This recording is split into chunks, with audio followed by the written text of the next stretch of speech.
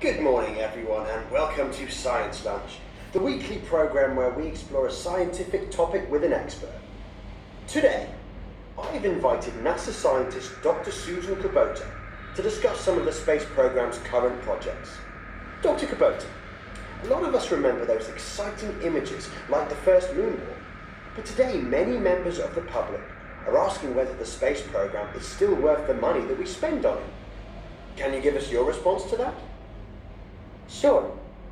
It's true that when most people think of the space program, they think about blastoffs and spacewalks, but the truth is that today, most of the work done by NASA involves scientific research and the development of new technology.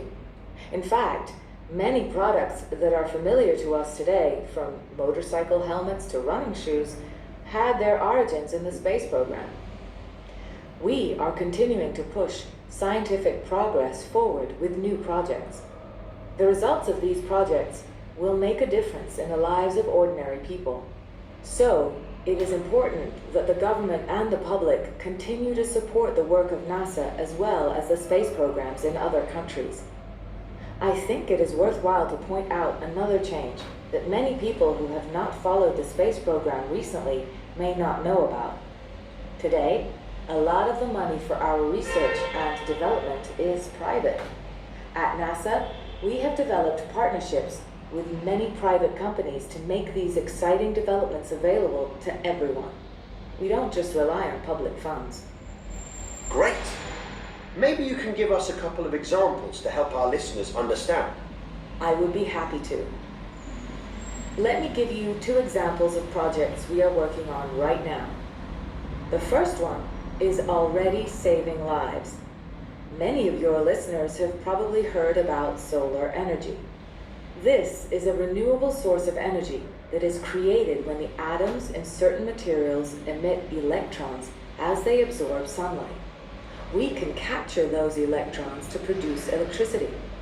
NASA is helping to transfer this technology for practical purposes. One of our partners is producing solar-powered refrigerators that are being used to store medicine in places where there is no electricity. That's wonderful. What are some other projects? Well, a lot of projects are studying the effects of zero gravity. For example, what happens to the human body when there is no gravity? It turns out that we lose bone and muscle, so astronauts have to be careful. The devices that NASA used to monitor astronauts' health have now been adapted for use on Earth, so doctors can monitor their patients electronically. But zero gravity can also have a positive effect, for example, in growing crystals. Crystals are vital to many high-tech devices. They can be found in everything from cell phones to computers.